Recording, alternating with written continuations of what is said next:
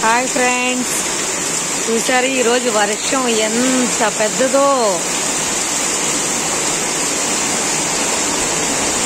Summer rain, చాలా చాలా పెద్ద వర్షం. అందరూ ఈ వర్షాన్ని చూసి ఎంత హ్యాపీగా ఫీల్ అవుతున్నారు.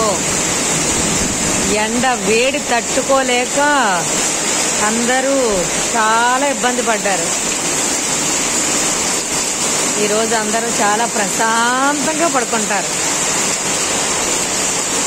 చూసారా వర్షం, మా బాల్కనీ అంతా కూడా నిండిపోయింది. బా నందు తడిసిపోతావు నాన్న.